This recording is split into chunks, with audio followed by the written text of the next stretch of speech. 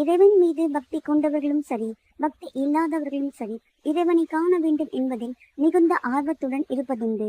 இவ்வாறாக இறைவனை எல்லோரும் தேடிக் கொண்டிருக்கும் நிலையில் மனிதனை தேடி இறைவனை வரச் செய்யும் செயல் எதுவாக இருக்கும் என்று தெரிந்து கொள்வோம்.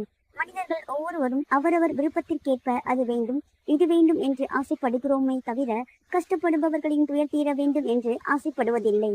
ஆனால் அதற்கு மாறாக கர்ணன் ஒருவன் மட்டுமே தப்பி பிறந்து தனது வாழ்வில் யார் எது கேட்டாலும் இல்லை என்று சொல்லாமல் அவர்கள் கேட்டதை வழங்கி நிறைவேற்றினான்.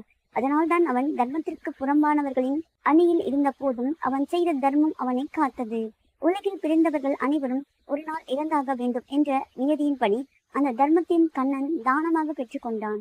அப்போது உடல் அழியக்கூடியது, ஆத்மா அழியாது என்று அர்ஜுனனுக்கு உபதேசம் செய்த கண்ணன் கூட கண்ணனின் இறப்பை நினைத்து வருந்தி, உனக்கு ஒரு வரம் தர விரும்புகிறேன், என்ன வரம் வேண்டுமோ கேள் என்றான்.